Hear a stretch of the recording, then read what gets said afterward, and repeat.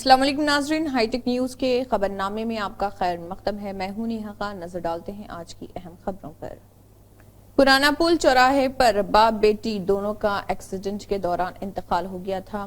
कारवान के रुकन असम्बली कौसर मोयुद्दीन ने चौराहे पर पहुंचकर वहां का जायजा लिया और ट्रैफिक पुलिस, डीसीपी और एसीपी को सख्त अल्फाज में कहा है कि ये रास्ता काफी पुराना है, इसको खोला जाए। और मुकामी अवाम ने भी हाईटेक टीवी से बात करते हुए तफसीलात बताई।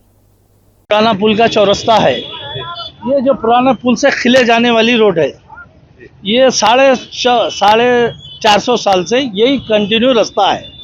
ये रास्ता जो है 7-8 साल हो रहा है ये निकल के। अब कंटिन्यू यही रास्ता था। आजकल जो है पुलिस महकमे में नए नए जो है भर्ती हो रही ऑफिसर, तो उनको मालूम नहीं कौन सा रास्ता कैसा है। तो पुराने ऑफिसरों का काम है जवानों का उनको जो है समझाना, लालच करना। अब ये गाड़ी ऐसा उतर के आ रही है, मेरे सामने गाड़ी आ रही है, यहाँ से कभी भी स्लिप हो सकती गाड़ी, कभी भी एक्सीडेंट हो सकता, कोई भी मर सकता। वैसा क्या है, पुलिस महकमे में जवानों की कमी नहीं है। एक चौरस्ते पे एक जवान ठहरा करो, वहाँ एक जवान ठहरा। ये पुलिस के ट्रैफिक के लोगों का, जवानों का काम ये हो गया कि फोटो खींचना, गवर्नमेंट इनको कमीशन दे रही गवर्नमेंट से, वो पैसे ले लेना इनका काम होगा। ट्रैफिक को कंट्रोल करना इन लोगों का सही नहीं है। अच्छा, ये रास्ता ऐसा फिर के आ रहे, यहाँ कुछ भी एक्सीडेंट कुछ भी हो सकता। फिर क्या है, बस इधर से गए तो ये शराब खाने 6 बजे के बाद से, तो इधर देखो आप उधर देखो शराब खानों का, ये शराब खानों को तो 6 बजे के बाद तो कोई जा नहीं सकता। इधर पूरे रोडा जाम रहते। ये शराब खाने वालों की इतनी मनमानी चल रही। पुलिस जो है यहाँ बेकसूर लोगों को डराती, उनको चालान करती, लेकिन वो शराब खाने वालों को बोलने को पुलिस को हिम्मत नहीं है। कल ये मसला होने से कल एक मासूम बच्ची, एक उसका बाप मर गया। अब उसके घर को जो है उसकी ज़िंदगी कौन सा महकमा लाके देगा। मैं हुकूमत से सवाल कर रहा हूँ, हमारे सीपी साहब से, हमारे जो बहुत बेहतरीन जो हमारे तेलंगाना के सीएम है रेवंत रेड्डी साहब, उन तक भी मेरी बात पहुँचे। ये जो निज़ाम है ये बिल्कुल टोटली गलत निज़ाम है। पहले जो पुरानी रोड थी वो चालू रहना। ये शराब खाने के मसले में तो बहुत ऑब्जेक्शन है, बहुत ऑब्जेक्शन है। इनको कोई बोलने वाला नहीं है, खुला दादागिरी चल रही इन लोगों की, इनको कोई बोलने वाला है। और पुलिस तो इनको रोक ही नहीं सकती। अब पुलिस का इनका मसला क्या है वो नहीं मालूम मेरे को, लेकिन ये रोड चालू होना, हमारे कौसर मोइनुद्दीन साहब बेचारे आए, यहाँ की जो है सदारत करे, देखे करे। जैसा समत वारसी साहब है, हमारे फारूक भाई है और हमारे मदर साहब है, जो ये लोग आए करे, बोले इसके वास्ते ये रोड जल्द से जल्द चालू होना चाहिए। इससे बहुत बड़ी तकलीफ है, पब्लिक को बहुत बड़ी तकलीफ है। मतलब आप कुछ बोले भाई। ये पुराना जो ब्रिज है ये करीब 500 साल पुराना ब्रिज है। अभी वो ब्रिज के सामने नया ब्रिज गिर जाता, लेकिन इसमें से 2 व्हीलर 3 व्हीलर साइकिला भी चल रही, आज बंडिया भी चल सकते। लेकिन यहाँ अब महकमे का, तरकारी वालों का क्या हिसाब है नहीं, गरीब गरीब बोल के आज तक इनको बिठा के रखे। ये ब्रिज बहुत मजबूत है, इसमें से भी ट्रैफिक चल सकती, लेकिन उसमें पुलिस कोई एक्शन नहीं ले रही, कोई एक्शन नहीं। पुराना पुल सिर्फ वो बैठ जा रहा, गिर जा रहा बोल के। अभी भाई शायद जो है ये ब्रिज जो है, ये ब्रिज बढ़ जाता उसके सामने, लेकिन ये ब्रिज चलते रहता। लेकिन ये ब्रिज भी चालू करना चाहिए, इधर से भी बेहतरीन तरीके में से पास होते, या इधर से आने वाले पास हो जाते। इधर से मार्केट बन गई। गवर्नमेंट के एक महकमे का फायदा हो रहा है इसमें, पब्लिक का तो फायदा नहीं हो रहा, गवर्नमेंट के एक महकमे का फायदा हो रहा है। समझ सकते हैं आप लोग।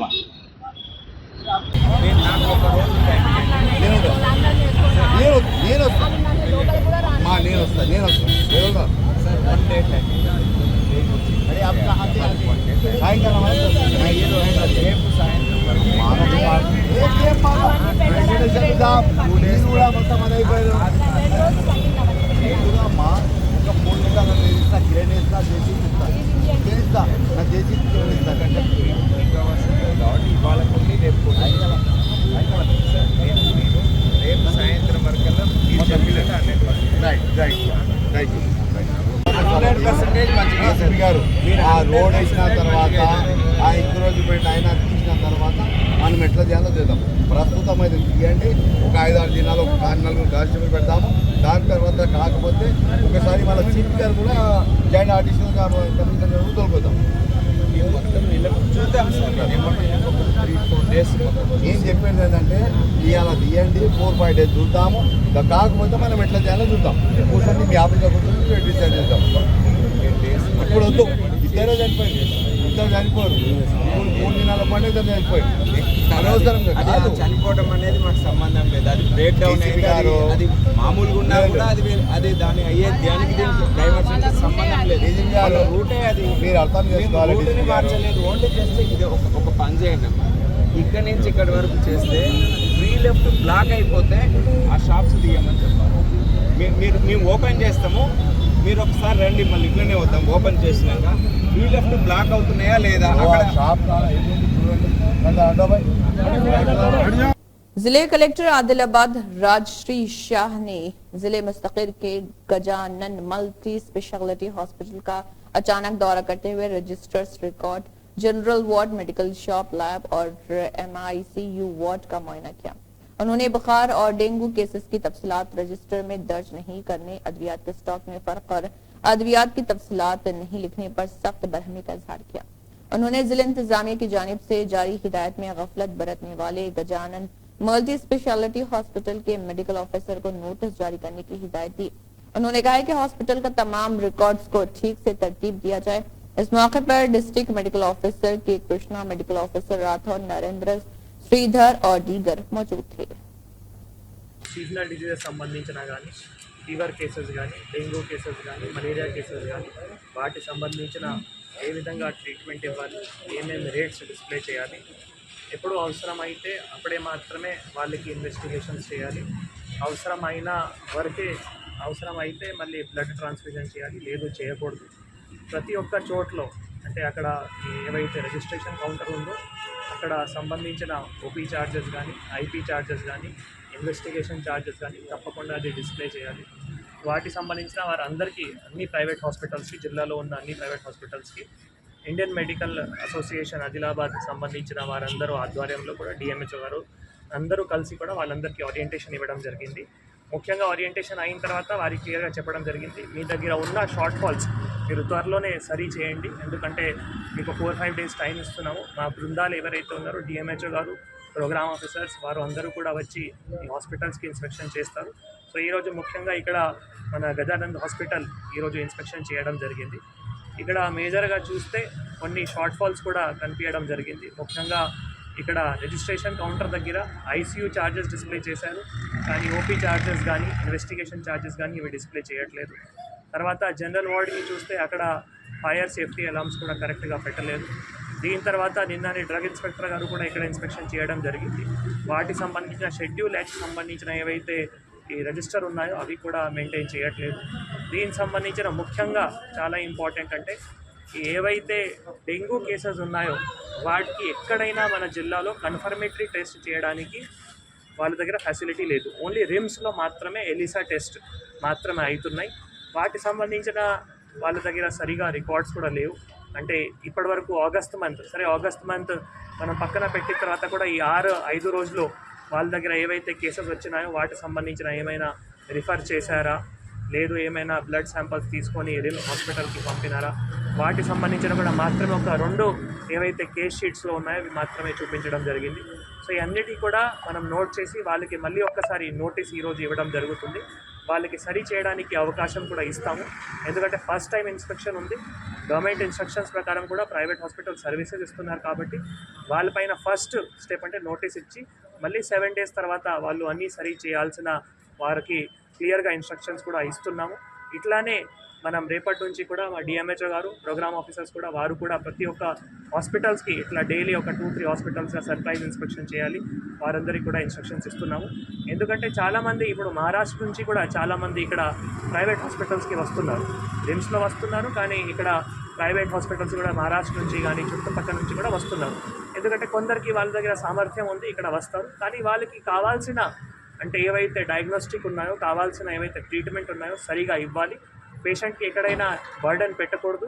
వాటికి సంబంధించిన ప్రభుత్వం నుంచి ఆదేశాలు ఉన్నాయి కాబట్టి ఒకవైపు గవర్నమెంట్ హాస్పిటల్ కానీ ఇంకొక వైపు ప్రైవేట్ హాస్పిటల్ కానీ కూడా కలిసిగా పని చేస్తే మనం ప్రజలకి మంచి సర్వీసెస్ ఇవ్వగలుగుతాము. దానికి సంబంధించిన మళ్ళీ ఒక్కసారి ఈ ప్రింట్ ఎలక్ట్రానిక్ మీడియా తరఫు నుంచి, తర్వాత సిటిజన్స్ తరఫు నుంచి కూడా ప్రైవేట్ హాస్పిటల్స్కి రిక్వెస్ట్ చేస్తున్నాము, ఇన్సిస్ట్ చేస్తున్నాము. మీరు అన్ని సర్వీసెస్ మనం మీకు క్లియర్గా ఎక్స్ప్లెయిన్ చేయడం జరిగింది, మీ అందరికీ తెలుసు.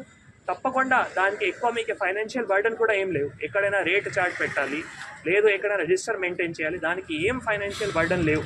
కానీ తప్పకుండా మీరు చేయాల్సిన ఉంది. ఇవి చేయకుంటే ఫస్ట్ టైం నోటీస్ ఇస్తాము, మళ్ళీ మీరు ఈ రెక్టిఫై చేయకుంటే సెకండ్ టైం ఇంకా స్ట్రిక్ట్ యాక్షన్ కూడా తీసుకోవాల్సిన వీలు ఉంటుంది. అండ్ తప్పకుండా మీరు అన్ని స్టాట్యూటరీ సర్టిఫికేట్స్, రిజిస్ట్రేషన్ సర్టిఫికేట్స్ కానీ, ఫైర్ సర్టిఫికేట్స్ కానీ, డ్రగ్ లైసెన్స్ సర్టిఫికేట్ కానీ కూడా తప్పకుండా కాన్స్పిక్యూస్ ప్లేస్లో మీరు డిస్ప్లే చేయాలి. అందరికీ కూడా కోరుతున్నాం. मुंबई मेट्रोपोलिस और इसके माहौल को आलमी मालियाती मरकज बनाने के लिए नीति आयोग के मुताले की रिपोर्ट वज़ीर आला एकनाथ शिंदे को सौंपी गई। नीति आयोग ने मुंबई की मजमूई घरेलू पैदावार GDP को 5 सालों में दुगना करने के लिए 7 मुख्तलिफ शोबों पर तवज्जो मरकूज की है। रियासत की तरक्की का इन्हिसार मौसलात के बुनियादी ढांचे पर है, जिस तरह रियासत में काम चल रहे। चीफ मिनिस्टर महाराष्ट्र एकनाथ शिंदे ने कहा है कि महाराष्ट्र को भी ताजरों ने तरजीह दी है। निजामाबाद के साबिक़ शहरी MLA गणेश बिगाला ने मुतालबा किया है BRS के कारगुजार सदर KTR के हुक्म पर निजामाबाद जिले मरकज के धरना चौक में धरना प्रोग्राम मुनक़्क़िद किया गया, जिसके मेहमान ख़ुसूसी साबिक़ MLA गणेश बिगाला ने शिरकत की। इस मौके पर वो बोल रहे थे कि कांग्रेस हुकूमत की तरफ से वुज़रा की तरफ से किसानों के गुस्से को अल्फाज से जाहिर करने की कोशिशें नाकाम हो गई हैं। किसानों को कर्ज माफ करने के बजाय वो ये कहकर बैंकों पर दबाव डाल रहे कि कर्ज की माफी तकनीकी वजूहात की वजह से नहीं हुई। किसानों ने कहा है कि वो गद्दार हुकूमत को छोड़ेंगे नहीं। लोग देख रहे हैं कि CM रेवंत रेड्डी झूठ बोलकर वोट के लिए अवाम को धोखा दे रहे हैं। खेतों के लिए जो 2 लाख रुपए कांग्रेस गवर्नमेंट रेवंत रेड्डी जी जो प्रॉमिस किया था माफी का 9 तारीख दिसंबर 9 तारीख पहले से माफ़ करने का जो वादा किया, लेकिन हुआ नहीं है। फिर उसके बाद पोस्टपोन करते करते अगस्त 15 तारीख तक उन्होंने पोस्टपोन करके आए, लेकिन 15 अगस्त हो गया, लेकिन आज तक 2 लाख का पेमेंट नहीं हुआ। इसलिए सारा तेलंगाना KCR साहब जो सबको रोड पे बुलाया मदद के लिए, सारे BRS पार्टी आज हाज़िर है। आज फार्मर्स के लिए जो 2 लाख रुपए डिमांड है, जो कांग्रेस पार्टी जो 15 अगस्त से पहले करने के जो वादा किया वो वादा निभाना है, उनके जिम्मेदारी है। जब तक वो नहीं करेगा तब तक हम लोग रैयतों की मदद करेंगे। हम हमेशा फार्मर के साथ रहेंगे।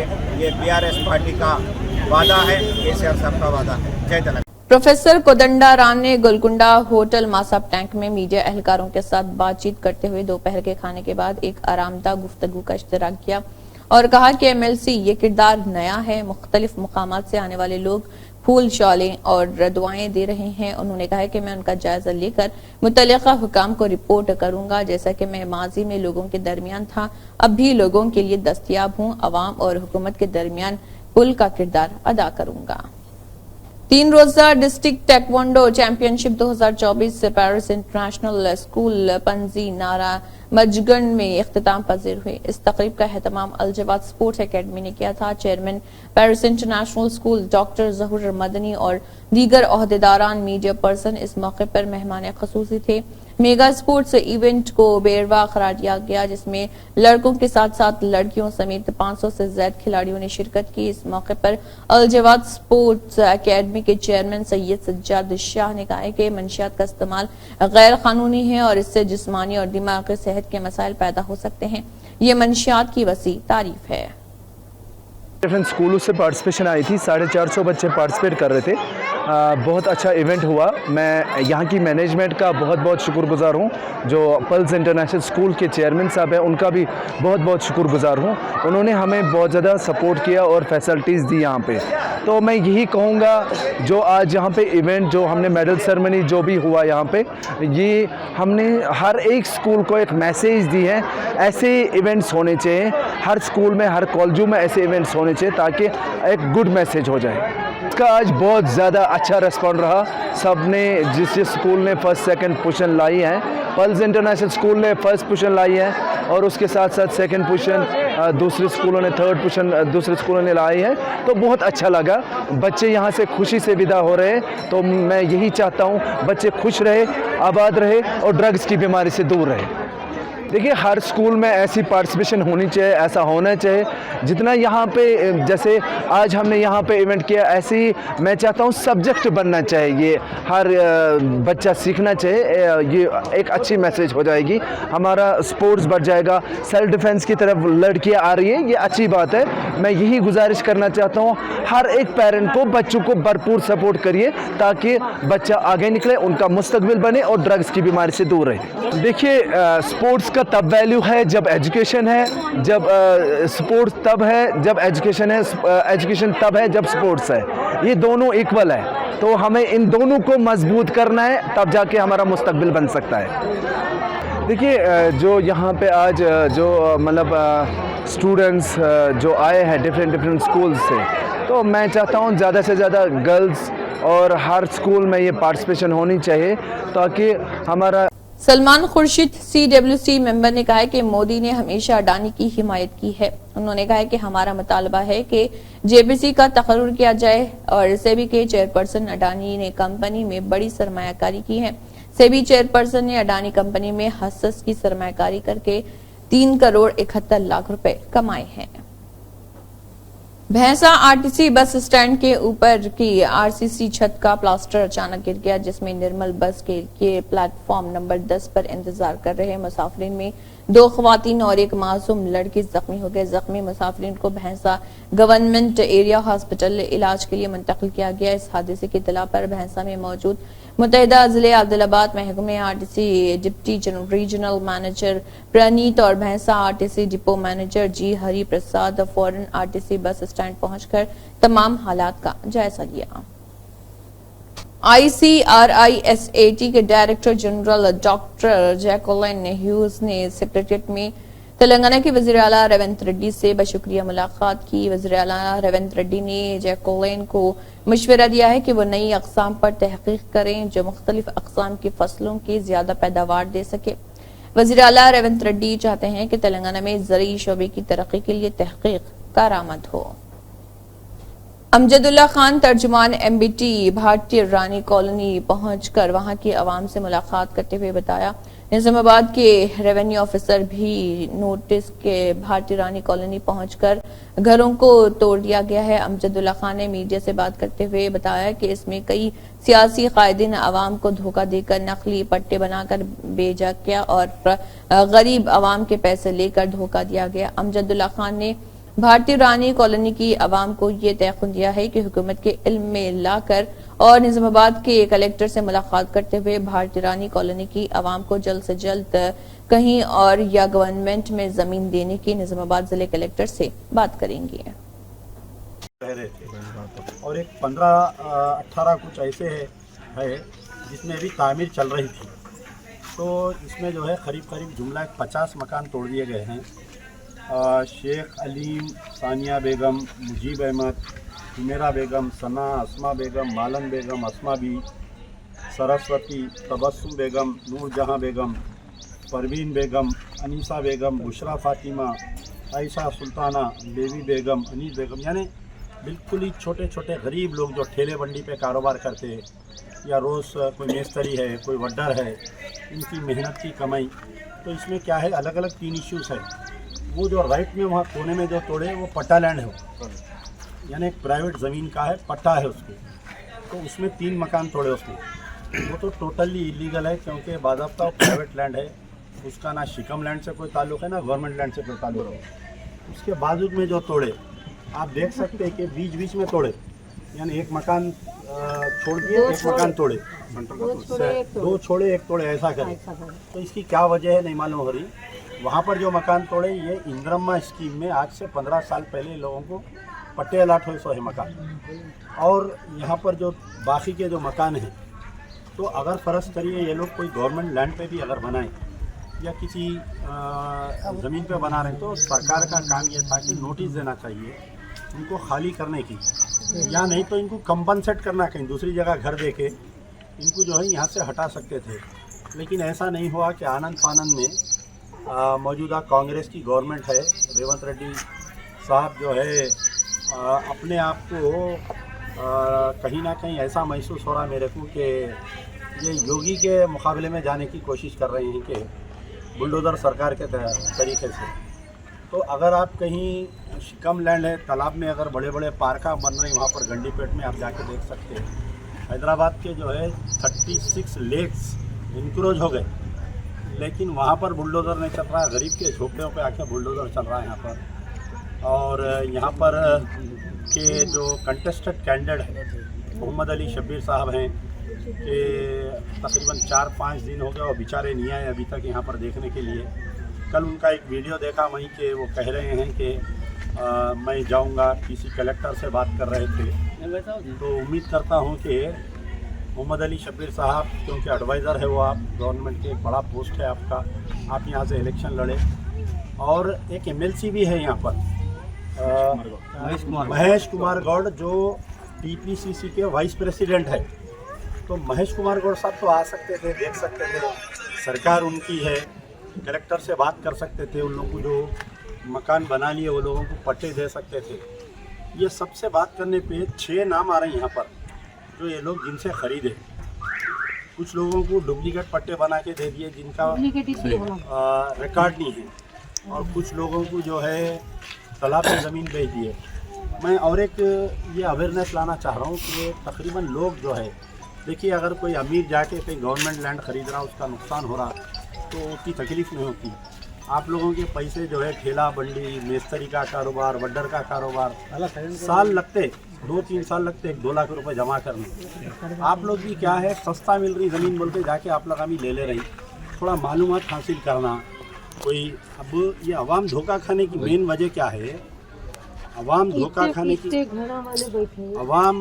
खाने की वजह क्या है कि मुकामी काउंसलर या मुकामी काउंसलर का शोहर बेच रहा है यहाँ पर। तो लोगों को कॉन्फिडेंस आया, अरे इन्हें यहाँ का लोकल काउंसलर है, इन्हें बेच रहा, कुछ नहीं हो सकता। तो वो कॉन्फिडेंस में आके ले लिए वो लोग। फिर उसके बाद में ये हुआ कि यहाँ पर जो मौजूदा मेयर है उनके खुद हस्बैंड बेच रहे, तो लोगों को कॉन्फिडेंस आ गया। अब जैसा है कोई छुट्टियों की दुकान है, उसका जाके मिनिस्टर इनाग्रेशन करते, तो लोग जो है बेवकूफ़ बन के जाके छुट्टियाँ डालते उसमें, एक दिन उन्हें भाग जाता हूँ। तो ये वैसा ही हुआ यहाँ पर। तो टोटल इंशाल्लाह हम भी कोशिश करेंगे मजलिस बचाओ तहरीक की तरफ से, कलेक्टर से भी बात करेंगे, चीफ मिनिस्टर से भी बात करेंगे, इसकी बाउंड्री लगवाओ बोलेंगे। जो भी शिकम लैंड है उसकी आप जो है, क्योंकि पानी यहाँ तक तो नहीं आ रहा, पूरा फुल टैंक भी अगर पानी लेवल आया तो उधर कहीं भर रहा हो, और जो है वहाँ पर एक टूम है उसको नहीं खोल रहे बोल रहे हैं। तो इसका साइंटिफिकली अब जितने लोग बना लिए मकान, उसमें एक बाउंड्री वाल बना के, ताकि वो आगे इंक्रोचमेंट नहीं हो सके। अब जो लोग या नहीं, तो अगर फ़र्ज़ करिए ये लोगों को कहीं दूसरी जगह अगर गवर्नमेंट लैंड में दे सकते, बाज़ाब्ता पट्टा आप दे सकते, तो इसके ऊपर हम कोशिश करेंगे। कल मैं हमारे शब्बीर अली साहब का भी वीडियो देखा, उन्होंने भी कलेक्टर से बात की है, मैं भी इंशाल्लाह उनसे बात करता हूँ। जहाँ तक हो सकता ये गरीबों का नुकसान से बचाने की कोशिश करेंगे। इसके बाद में अल्लाह के हाथ में। आप बोलो। Chairman Telangana minority finance corporation Mohammed Ubaidullah Kotwal ने नए तैनात होने वाले MLC आमिर अली खान से Telangana minority finance corporation head office में मुलाकात की और उन्हें तेलंगाना मिनॉरिटी फाइनेंस कॉरपोरेशन के तमाम अफसरान और अमले के साथ MLC बनने पर मुबारकबाद दी। CPI के कौमी जनरल सेक्रेटरी डी राजा ने हनमकुंडा में मुनक़दा CPI तेलंगाना रियासती तामीराती कौंसिल के इसमें शिरकत की और इस दौरान CPI परचम की नकाब कुशाई भी अंजाम दी।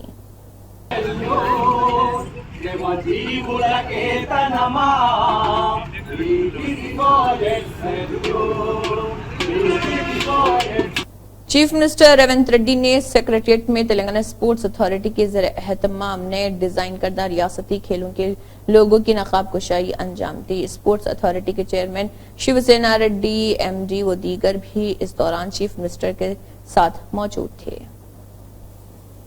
श्रीकाकुलम के MLA गुंडू शंकर ने ठेकेदार को मशवरा दिया है कि वो सड़क की तामीर के कामों में मियारात पर अमल करें और उन्होंने रागुलू में श्रीकाकुलम से इमिग्रेशन के लिए तामीर किए जाने वाले सड़क के कामों का मुआयना किया।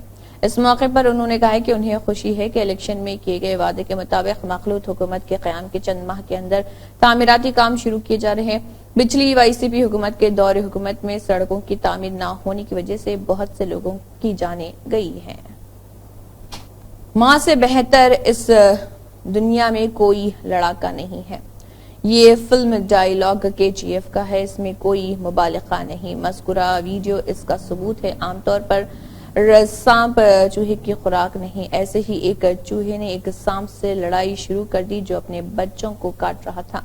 बच्चे को आजाद करने के बाद भी सांप को भगा भगा कर रखा और किसी भी नस्ल की मां अपने बच्चे को बचाने के लिए, अपने बच्चे की हिफाजत के लिए लड़ती है।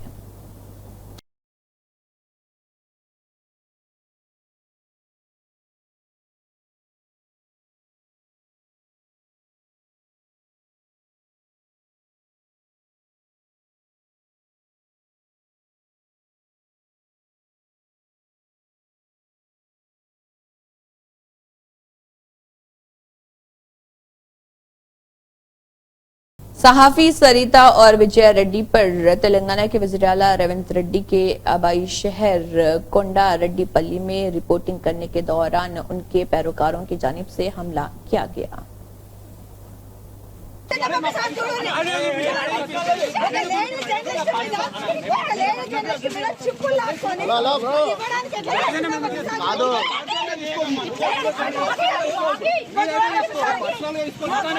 गार्डन व्यू वक्फ मॉल की इमारत हैदराबाद सप्लाई करने वाली कंपनी का गोडाउन बन गई है। हैदराबाद सप्लाई करने वाली कंपनी हज चैंपियन का टेंडर ले रही है और उन्होंने अपना खैमा और दीगर सप्लाई करने वाली अशिया को 15 दिन या 20 दिन की मुद्दत के लिए रखा, फिर उसे सब कुछ लेना होगा। हज हाउस की इजाजतों की अशिया हर साल वो हज चैंपियन के बाद लेते हैं, लेकिन इस साल हैदराबाद सप्लाई करने वाली कंपनी गार्डन व्यू वक्फ मॉल बिल्डिंग ग्राउंड फ्लोर और पहली मंजिल के साथ साथ खुली जगह को अपने गोडाउन के तौर पर इस्तेमाल कर रही और भारी अशिया अपने पास रख रही।